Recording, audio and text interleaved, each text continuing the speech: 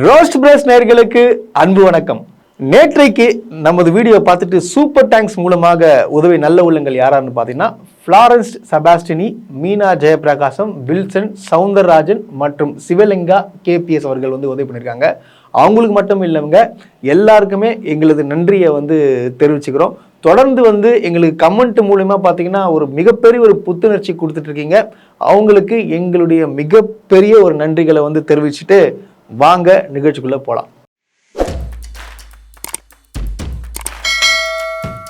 பிணம் தின்னி அரசியல் அப்படின்றத நம்ம கேள்விதான் பட்டிருப்போம். ஆக்சுவலா நான் இது சும்மா எதை சொல்றாங்கப்பா, என்ன பிணத்துல வச்சுலாம் என்ன அரசியல் பண்றாங்க, இதெல்லாம் என்னப்பான்னு சொல்லிட்டு நான் கேள்விப்படலைங்க. ஓப்பனாகவே நான் சிலவங்க பண்ணுறதை நான் பார்க்குறேன். என்னடா அது இப்படி ஒரு சீப்பாக பிஹேவ் பண்ணுறானுங்களே, பிணத்தை வைத்து அரசியல் பண்ணுறானுங்களே, இவங்கெல்லாம் யார், எதுக்காக இப்பெல்லாம் பண்ணுறாங்க, இதனால் அவங்களுக்கு என்ன லாபம் கிடைக்குதுன்னு சொல்லிட்டு எனக்கு புரியலங்க. ஒரு மனிதனாக இருப்பவர்கள் பார்த்தீங்கன்னா ஒரு இறந்தவர்களின் வைத்து அரசியல் பண்ணக்கூடாதுன்றது இது ஒரு மனுஷன் ஒரு பேசிக் பார்த்தீங்கன்னா மனுஷனுக்கு பார்த்தீங்கன்னா 6 அறிவு இருக்கும் இல்லையா, அந்த 6 அறிவில் இருக்கிறவங்க இந்த மாதிரிலாம் பண்ண மாட்டாங்கன்றது இது எல்லாருக்குமே தெரியும். ஆனால் சிலவங்க பண்ணுறதை பார்த்தா ரொம்ப அருவருப்பாகவும் வேதனையாகவும் இருக்குது. இப்படியே ஏன்டா இப்படி மனுஷனுங்க இப்படி இருக்கிறீங்க, அரசியலுக்காக நீங்கள் என்ன வேணால் நீங்கள் பண்ணுவீங்களா? இப்போ அரசியல் மாற்றம் வேணும்னு சொல்கிறீங்க, இது வேற விஷயமா நீங்கள் பண்ணி மக்களை மாற்றலாம். ஆனால் இந்த பிணங்களை வைத்து அரசியல் பண்றீங்களா, ஒரு மனசாட்சி இல்லையாரா அப்படின்னு சொல்லிட்டு நம்மளுக்கு கேட்க தாங்க தோணுது. அப்படி யார் பேசிக்கிறாங்கன்னு பார்த்தீங்கன்னா அவங்க ஆக்சுவலாக பார்த்தீங்கன்னா ஒரு மினிஸ்டராக இருந்தவங்க, அது சென்ட்ரல் மினிஸ்டராக இருந்தவங்க, அப்புறம் பார்த்தீங்கன்னா முன்னாள் பாஜக தலைவராக இருந்தவங்க அவங்க வேற யாருமே இல்லைங்க, தமிழிசை சவுந்தரராஜன் அவர்கள் என்ன பேசிருக்காங்கன்னு பார்த்தீங்கன்னா, இப்போ முன்னாடிலாம் என்ன சொல்லியிருந்தாங்க, எப்படி நீங்கள் 4 மணி நேரத்தில் போஸ்ட்மார்ட்டம் பண்ணுவீங்க அப்படின்னு சொல்லிட்டு தானே கேட்டாங்க. இப்போ போஸ்ட்மார்ட்டம் ரிப்போர்ட்லாம் கரெக்டாக எத்தனை மணி நேரம் பண்ணாங்க அப்படின்னு தெரிஞ்ச உடனே டக்குன்னு என்ன பண்ணுறாங்க, இப்படி மாற்றுறாங்க. இவங்க என்ன சொல்கிறாங்கன்னா, ஏன் இவ்வளோ லேட் ஆச்சு, ஏன் இவ்வளோ மக்களை காக்க விடுறீங்க அப்படின்னு சொல்லிட்டு இவங்க சொல்கிறாங்க. இந்த வீடியோ நீங்கள் பாருங்களேன். அப்படியே கவர்மெண்ட் மெஷினரி ஃபுல்லாக அங்கே பூல் ஆயிருக்கணும். காலையில் நான் ஒரு ட்வீட் போட்டிருந்தேன், போஸ்ட்மார்ட்டத்துக்கு கூட மக்கள் ரொம்ப நேரம் காத்திருந்தாங்க. அதனால இதில் ஏன் இப்படி நடந்ததுன்னு தீர விசாரிக்கணும். பார்த்தீங்களா இந்த வீடியோவை, எப்படி பேசுறாங்க பாருங்க. ஒரு அரசியல் மாற்றம், ஆட்சி மாறணும்னா நீங்க உங்களோட கொள்கையை சொல்லுங்க, நீங்க என்ன நல்லது பண்ண போறீங்கன்னு சொல்லுங்க, இதெல்லாம் பண்ணுங்க. ஒருத்தங்களை பிளேம் பண்ணி, அதாவது இறந்த குடும்பங்களை வச்சு பாத்தீங்கன்னா இந்த மாதிரி பிளேம் பண்ணி இப்படிலாம் அரசியல் பண்றது நீங்க எப்பாற்பட்ட மனநிலையில் இருக்கிறீங்க. கண்ணை மூடி கொஞ்சம் இந்த மாதிரி பேசுறதுக்கு முன்னாடி கண்ணை மூடி ஒரு சிந்திச்சு பார்க்கணும். நம்ம பேசுறது கரெக்டா இல்ல தப்பா, நம்ம பிணத்தை வைத்து இப்படி அரசியல் பண்றோமே, இந்த அரசியல் பண்றதுனால நம்மளுக்கு லாபம் கிடைக்குமா, இல்ல அவங்க குடும்பங்கள் சாபங்கள் சும்மா விடுமா அப்படின்னு சொல்லிட்டு ஒரு சிந்திங்க.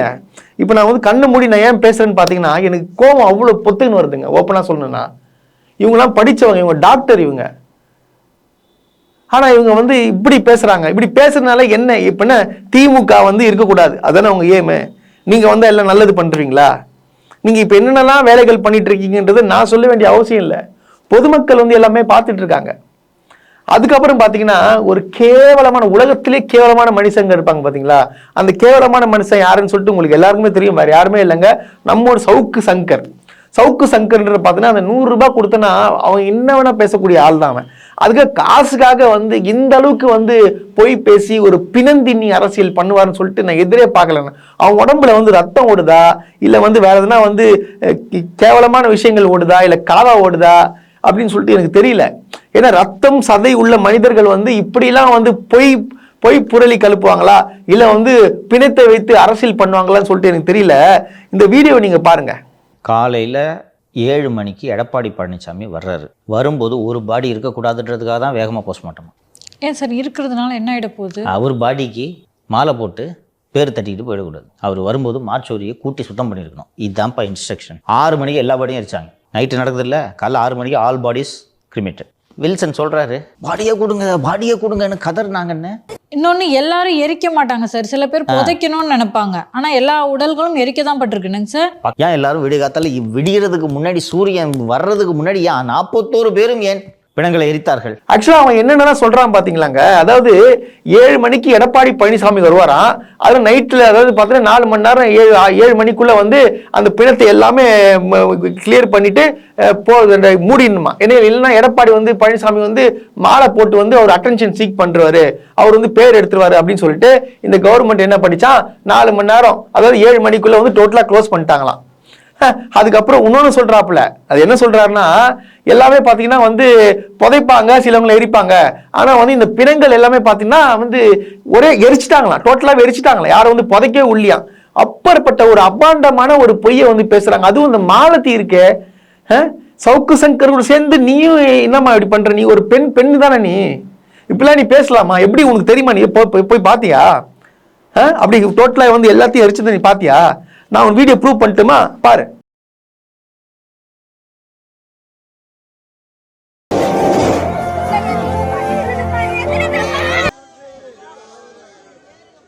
அவங்க புதைக்கிறது காட்டுறாங்க. அதுக்கப்புறம் பார்த்தீங்கன்னா வந்து 16 மணி நேரம் ஆச்சு. டாக்டரும் சரி அங்க உள்ள கலெக்டரும் சரி தெளிவா சொல்லியிருந்தாங்க, இது வந்து 16 மணி நேரம் ஆச்சு அப்படிங்கன்னா 41 பிணங்களை வந்து இது பண்ணுங்க, போஸ்ட்மார்ட்டம் பண்ணணும். ஸோ டைம் எடுக்கதான் செய்யும், கரெக்டான டைம்ல கரெக்டான டைம் ஃப்ரேம்ல முடிஞ்சிருக்கு. ஆனா வந்து இதை வந்து இப்படி பண்றீங்க, சீக்கிரம் 4 மணி நேரம் எப்படி போஸ்ட்மார்ட்டம் பண்ணி கேள்வி எழுப்பினீங்க, இப்போ திடீர்னு இப்படி ஒரு பேச்சு ஒன்று பேசிட்டு இருக்கீங்க, அது எப்படி இது? இல்ல எனக்கு புரியல. சவுக்கு சங்கர் அப்புறம் சொல்றாரு இந்த மாதிரி வந்து சீக்கிரமாவே கொடுத்துட்டாங்க பாடி அப்படின்னு சொல்லிட்டு இவர் வந்து சொல்லிட்டு என்ன சொல்றாரு, வில்சன் வந்து அவர்கள் வந்து ஏன் வந்து லேட்டா கொடுக்குறீங்க பாடியை, ஏன் லேட்டா கொடுக்குறீங்க, ஆமா லேட்டா ஆகும். என்ன சொல்றானா இவர் சவுக்கு சங்கர், பாடி வந்து சீக்கிரமா கொடுத்துட்டாங்களாம், லேட்டாவே கொடுக்கலையா அப்படின்னு சொல்றாரு. அங்க குழந்தை இறந்தவங்க எல்லாம் பாத்தீங்கன்னு வச்சுங்களேன், அங்க குழந்தை இறந்துருப்பாங்களே, அவங்க கேக்குறவங்க என்ன கேக்குறாங்க பாருங்க.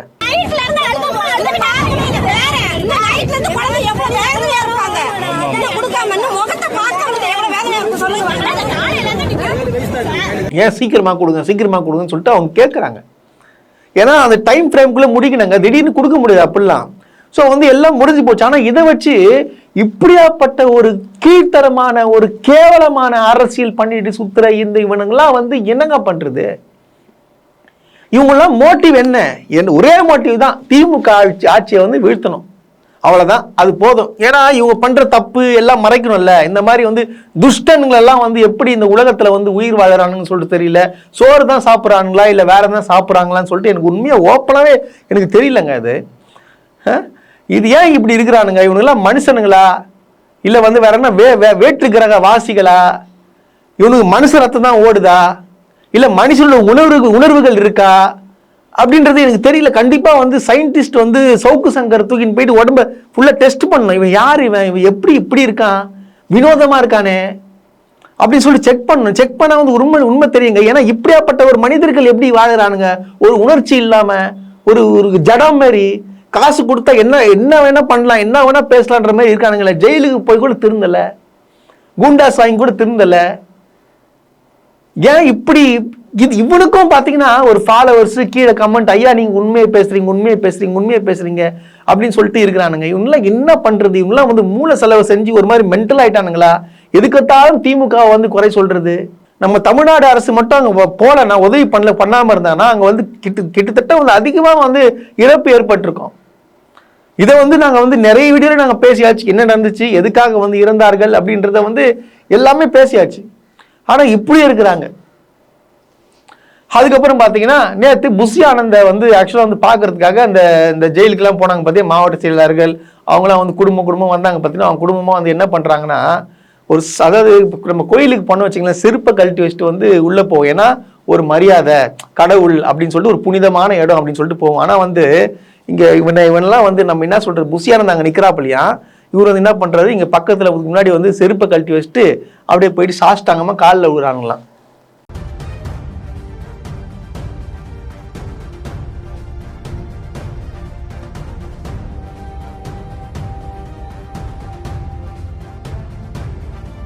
இப்போ புரிதுங்களா அவனுங்க எப்படி இருக்கிறானுங்க பாத்தீங்களா? ஏன்னா புஷியானது பெரிய தியாகி, அதாவது மக்களுக்காக வந்து மிகப்பெரிய போராட்டம் ஜெயிலுக்கு போயிட்டு வந்துட்டாரு. இவருக்கு போயிட்டு ஒரு மாலை மரியாதை போட்டு காலில் விழுந்து ஆசீர்வாதம் வாங்குறானுங்களாம். ஏடா 16 நாளா தலைமறைவா இருந்து ஒரு நல்ல அந்த இது என்ன சொல்லுவாங்கன்னா நல்ல குழி தோண்டி அதுக்குள்ள போயிட்டு புதஞ்சிருந்தது தான் புஷியானந்து. எதுக்கு போயிட்டு ஒழிஞ்சிருந்துன்னு சொல்லிட்டு அவனா கேட்டிங்களா? ஏங்க நம்ம கட்சியை குறை சொல்றாங்க, நீங்க போயிட்டு எதிர்த்து நின்று போயிட்டு ஜெயிலுக்கு போயிட்டு வாங்க அப்படின்னு சொல்லிட்டு எதுக்காக நீ ஒளியறியன்னு சொல்லிட்டு எவனா அவன் கட்சிக்காரன் போயிட்டு புஷியானந்த போய் கேட்பானா? பாவம் இந்த மாவட்ட செயலாளர் தான் புஷியானந்த் போட்டு குத்தாப்புல. ஏங்க எனக்கு இதுக்கு சம்பந்தம் இல்லை. இதை ஆர்கனைஸ் பண்றது ஃபுல்லா மாவட்ட செயலர். எந்த கட்சியிலனா ஒரு பொதுச் செயலர் மாவட்ட செயலரை போட்டு குத்து கேட்பாங்களா? இதெல்லாம் நான் ஏன் சொல்றேன்னா, இப்படியும் ஒரு தற்கூறிங்க இருக்கிறானுங்க அப்படின்னு சொல்லிட்டு நான் சொல்றேன். இப்படியெல்லாம் ஒரு கட்சி ஃபுல் அண்ட் ஃபுல் மெயின்டைன் பண்ணுறது யாரை வச்சு? தற்கூறிகளை வச்சு மெயின்டைன் பண்ணுறது. இப்படி ஒரு கட்சி இருக்குமா அப்படின்றத நாங்கள் தொடர்ந்து பேசிட்டு இருக்கோம். எதுக்காகனா இக்கால இளைஞர்கள் கெட்டு சீரழிஞ்சு போறானுங்க. இதுதான் உண்மை.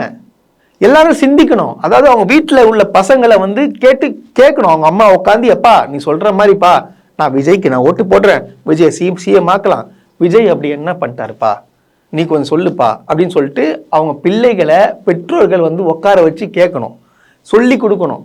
அரசியல்னா என்ன, எப்படி இந்த திமுக எந்த அளவுக்கு இந்த கொண்டு வந்துச்சு, தமிழ்நாட்டை இந்த அளவுக்கு முன்னேற்றம் பாதையில கொண்டு வந்துச்சு அப்படின்னு படிப்புக்கு எவ்வளவு முக்கியத்துவம் கொடுக்குறாங்க, முன்னாடிலாம் நம்ம எப்படி இருந்தோம் இப்போ எப்படி இருக்கோம் அப்படின்றது கேட்கணும்.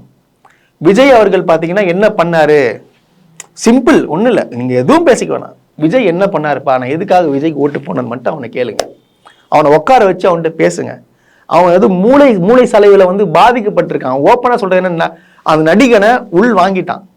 அந்த படத்துல அந்த ஹீரோவை பார்த்தாரு பார்த்தீங்களா, அதே ஹீரோ இப்படியும் பண்ணுவாரு அப்படின்னு சொல்லிட்டு இருக்கிறான். அவனுக்கு புரியல, சினிமா வேறு நிஜ வாழ்க்கை வேறுன்றத அவனுக்கு தெரியல. நீங்க தான் உள்ள உட்காந்து கத்து கொடுக்கணும்.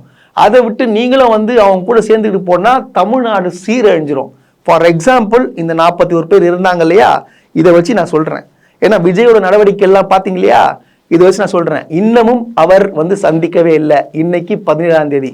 இந்த 17ஆம் தேதி விஜய் அவர்கள் சந்திப்பாருன்னு சொன்னாரு. ஏன் விஜய் சந்திக்கல? யாராவது பதில் சொல்ல முடியுமா? விஜய் ஏன் சந்திக்கல? இன்று வரை ஏன் சந்திக்கல?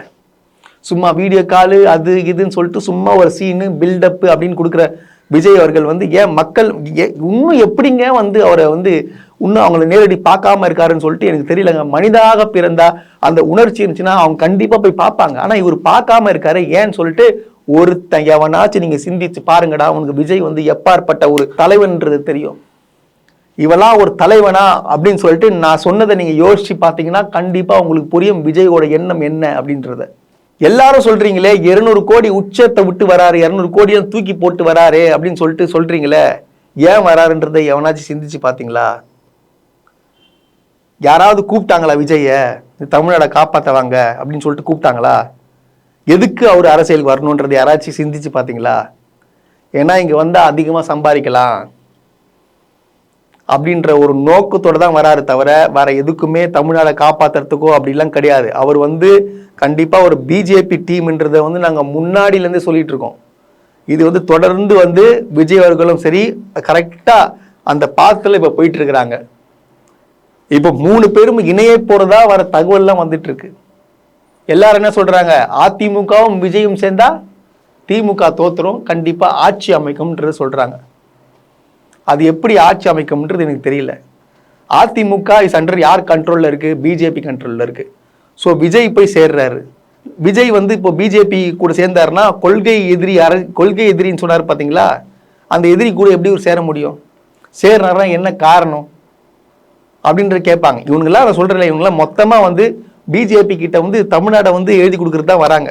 இப்போ பார்த்தீங்கன்னா அதிமுகவுக்கு திடீர் சொம்பு தூக்கம் தாவேகா நிர்வாகிகளே, உங்களுக்கு நான் ஒரே ஒரு கேள்வி கேட்குறேன். அதிமுக கூட சேர்றதுக்காக எப்படி விஜய் ஒத்துக்கிறாரு? அதுக்கு நீங்க எப்படி சப்போர்ட் பண்ணி பேசிட்டு இருக்கீங்க? விஜய் ஒத்துக்கினாரா இல்லையான்னு சொல்லிட்டு தெரியல. ஏன்னா இவங்க கான்ஃபிடண்டா பேசிட்டு இருக்காங்க, கண்டிப்பா நாங்க கூட்டணி சேருவோம் அப்படின்னு சொல்லிட்டு பேச ஆரம்பிச்சிட்டாங்களே. இது எப்படி? இது விஜய் சிஎம்மா வரணும், அவர் சிஎம்மா வரணும் தான் நினைச்சிங்க. இப்ப எப்படி அங்க போய் கூட்டணியில போயிட்டு பேசுறாங்க? இப்போ வரைக்கும் அதிமுகவை ஏன் தாவேகா நிர்வாகிகள் யாரும் விமர்சிக்காதது ஏன் விமர்சிக்க மாட்டீங்க? ஏன் விஜய் தானே உங்களுக்கு முதலமைச்சரா வரணும்? சோ எடப்பாடி முதலமைச்சர் ஆகிறதுக்கு விஜய் வராரா இங்க? இதெல்லாம் ஏன்னு சொல்லிட்டு நீங்க யோசிக்க மாட்டீங்களா? இல்ல நீங்க கேள்விகள் கேட்க மாட்டீங்களா? சமூக வலைத்தளத்துல போட மாட்டீங்களா? தலைவா, நான் உன்னை நம்பிதான் தலைவா அரசியலுக்கு வந்தேன், அரசியலுக்கு நான் புதுசு, நான் சின்ன பையன், உன் நம்பி தான் உன்னை பார்த்து நான் வரேன், நீ ஏன் அங்கே போகிற, திருப்பி ஒரு மாற்றத்தை கொண்டு வரணும்னு தான் சொன்னேன், நீ ஏன் திருப்பி திருப்பி உன்னை பேரை சொல்கிறாங்க, நீங்கள் விமர்சிக்க மாட்டீங்க, நீங்கள் யாரு கூடயும் கூட்டணி போகக்கூடாது, நீங்கள் தனியாக தான் நிற்கணும் அப்படின்னு சொல்லிட்டு ஒரு நிர்வாகி எவனாச்சும் வந்து சோஷியல் மீடியாவில் போஸ்ட் போட்டிருப்பானா? போட மாட்டானுங்க. விஜய் என்ன சொல்கிறாரோ அது கண்ணு மூடிக்கின்னு இப்போ விஜய் போயிட்டு கெந்தில் குதினாலும் குதிச்சிடுவாங்க. ஏன்னா அவனுக்கு மூளை கிடையாது. எதுக்கு குதிக்க சொல்ற? குதிச்சா நம்ம செத்துருவோமோ இந்த வரி அடிப்படை வரைக்கும் கூட வந்து தாவேக்கா நிர்வாகிகள் கிடையாது. குணா குதிச்சிடறானுங்க, அவ்வளோதான், முடிஞ்சு போச்சு.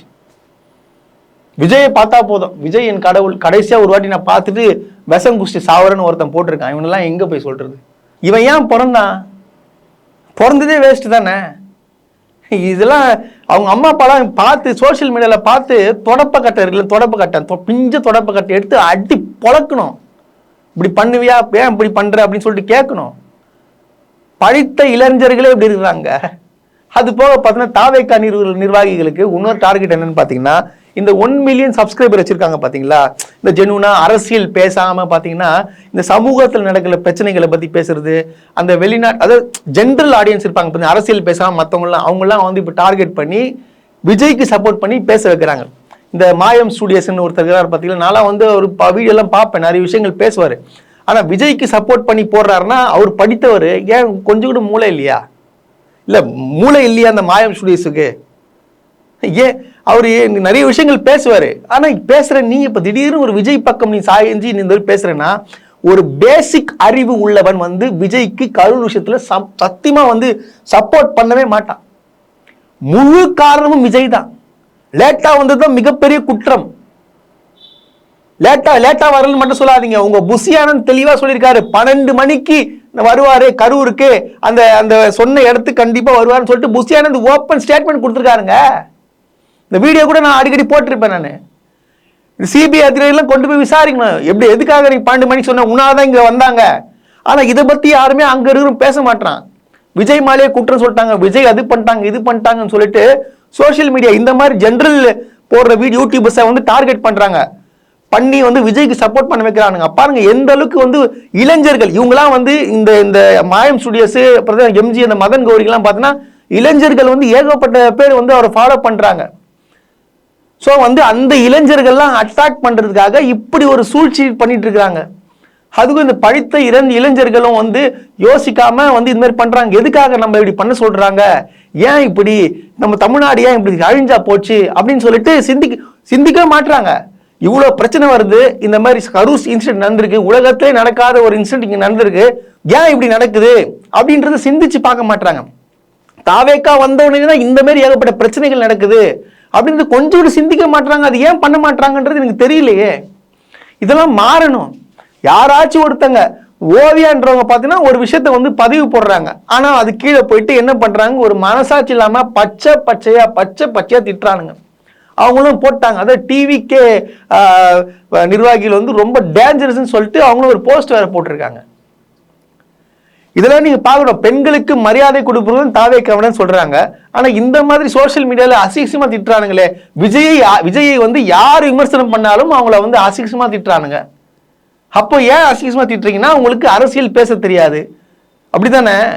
சும்மா எதனா ஒன்று எடுத்து ஊழல் பண்ணிட்டாங்க அது பண்ணிட்டாங்க இது பண்ணிட்டாங்கன்றீங்க. நான் ஓப்பனாக கேட்குறேன், திமுக செய்த 3 ஊழல், அதாவது 3 ஊழல் கன்ஃபார்ம்ட் ஆயிடுச்சு. ஜெயிலுக்கு போனவங்களை கொஞ்சம் சொல்லுங்க பார்க்கலாம், யார் பண்ணா? 2G ஸ்பெக்ட்ரம் சொல்லாதீங்க, அங்கே உச்சநீதிமன்றத்திலே சொல்லியாச்சு 2G வந்து ஸ்கேமேக் சொல்லியாச்சு. இத்தனைக்கும் ஆராசா என்பவரே வந்து வாதாடி வந்து தன்னை நிரபராதி என்று நிரூபித்தவர் அவர். வேற எந்த ஊழல் இருக்கு சொல்லுங்க. நான் திருப்பி சொல்றேன், திமுக பீரியட்ல இந்த மாதிரி ஊழல் பண்ணி மாட்டினவங்கன்னா 100% கன்ஃபார்ம் அக்யூஸ்ட் இவங்க பண்ணாங்கன்றது தீர்ப்பு வாங்கி, அதாவது தண்டனை கொடுத்த லிஸ்ட் கொஞ்சம் காட்டினீங்கன்னா ஒரு 3 ஸ்கேம் நீங்க காமிச்சு நான் ஒத்துக்கிறேன். திமுக பண்ண ஊழல்கள் என்னன்னு சொல்லிட்டு இன்னும் ஓப்பன் ஸ்டேட்மெண்ட் நீங்க போடுங்க. கிடையாது, விசாரணை தான் பண்ணுவாங்க, விசாரணை பண்ணுவாங்கன்னு சொல்லிட்டு கன்ஃபார்ம்டு இவங்க தான் அக்யூஸ்ட் கன்விக்டட்னு சொல்லிட்டு வந்திருக்காது. அப்படின்னா நீங்க லிஸ்ட் எடுத்து போடுங்க, திமுக ஊழல் பண்ணி நான் ஒத்துக்கிறேன். ஊழல் பண்ணுவாங்கலாம் யார் ஜெயிலுக்கு போனாங்கன்றது உங்களுக்கு எல்லாருக்குமே தெரியும், நான் மீண்டும் சொல்ல விரும்பல. ஆனா இப்ப பாருங்க, அவங்க கூட வந்து கூட்டணி பேச்சுவார்த்தை நடத்திட்டு இருக்காங்க. கேட்டா அதிமுக ஒரு பர்சன்டேஜ், விஜய்க்கு ஒரு பர்சன்டேஜ் கன்ஃபார்ம்டு வின்னு. அது நடக்காது. அது நடக்காது. அது போக பார்த்தீங்கன்னா திருமாவளவன் அவர்கள் பார்த்தீங்கன்னா மீட்டிங்ல வந்து பேசியிருக்காரு, பக்காவா சூப்பரா பேசியிருக்காருங்க. அது என்ன பேசியிருக்காருன்னு பார்த்தீங்கன்னா, ஏன்னா இப்ப எல்லாமே பாத்தீங்கன்னா என்ன சொல்றாங்கன்னா, இந்த தலித்து ஓட்டுலாம் பாத்தீங்கன்னா அந்த சமூகத்தினர் பாத்தீங்கன்னா எல்லாமே வந்து விஜய்க்கு போக ஆரம்பிச்சிட்டாங்க, முக்காவாசி போக ஆரம்பிச்சிட்டாங்க அப்படின்னு சொல்லிட்டு ஏகப்பட்ட பரவலான செய்திகள் வந்துட்டே இருக்கு. அதே போல பார்த்தீங்கன்னா கிறிஸ்டியன்ஸ் ஓட்டம் வந்து விஜய்க்கு போயிடும். ஸோ இந்த மாதிரிலாம் வந்து நிறைய வந்து பேச ஆரம்பிச்சிட்டாங்க. அது திருமாவளவன் வந்து சூப்பராக ஒரு ஆன்சர் பண்ணியிருக்காரு. அது அவங்க கட்சியில் இருக்கவங்களாம் பத்தி, அதாவது தலித்லாம் வந்து கண்டிப்பா வந்து ஒரு வேலை வந்து விசிகால இருந்து நீங்க வந்து விஜய் கட்சிக்கு நீங்க போனீங்கன்னா நீங்களாம் வந்து விசிகால இருக்கிறதுக்கே வந்து தகுதி அற்றவர்கள், அதுக்கப்புறம் பார்த்தோன்னா நீங்களாம் வந்து கொள்கை அற்றவர்கள் அப்படின்னு சொல்லிட்டு ஒரு தலைவர் பேசியிருக்காரு. இத்தனைக்கும் பார்த்தோன்னா அந்த சமூகத்திற்காக போராடி இன்னமும் ஓங்கி குரல் கொடுக்கிறாருன்னா அது திருமாவளவன் மட்டுமே. அவர் கூட இருக்கிறவங்களாம் தெரியும். அவர் வந்து இந்த மாதிரி ஒரு ஸ்டேட்மெண்ட் வச்சிருக்காருன்னா அப்போ திருமாவளவன் வந்து எந்த அளவுக்கு பார்த்தோன்னா போராட்டம் பண்ணியிருக்காரு, இந்த தலித் சமுதாயத்துக்காக எந்த அளவுக்கு உதவிகள் பண்ணியிருக்காரு, அவங்கள இறங்கி எந்த அளவுக்கு ஒரு ஸ்ட்ராங்கான பர்சன், அதாவது அந்த சமுதாயத்திற்கு பார்த்தீங்கன்னா ஒரு ஸ்ட்ராங்கான வந்து ஒரு ஹீரோவா ஒரு தலைவனா நிற்கக்கூடியது தான் திருமாவளவன். அவர் வந்து இந்த அளவுக்கு வந்து ஒரு விஷயத்தில் பேசுறாருன்னா அப்போ எந்த அளவுக்கு இருக்கும் பாருங்க. இவங்கெல்லாம் வந்து எப்படி, அதாவது கட்சிக்குள்ள இருந்துகிட்டே பாத்தீங்கன்னா என்ன பண்றாங்கன்னா டிவிகேக்கு சப்போர்ட் பண்ணி விஜய்க்கு சப்போர்ட் பண்ணி நிறைய பேர் போடுறானுங்க. அவங்களுக்கு எல்லாம் சேர்த்துதான் வந்து திருமாவளவன் வந்து சொல்லியிருக்காரு. அவர் என்ன சொல்றாருன்னு நீங்க பாருங்க. நடிகர் விஜய் அவர்கள் கட்சி தொடங்கியதும் சமூக ஊடகங்களிலே என்ன பேசுகிறார்கள் என்றால் தலித்துகள் பெருவாரியாக அவர் பக்கம் போகிறார்கள். ஒருவேளை அப்படி அவர்கள் போனால் அவர்கள் விடுதலை சிறுத்தைகள் கட்சியில் இருப்பதற்கு தகுதியற்றவர்கள் என்றுதான் பொருள்.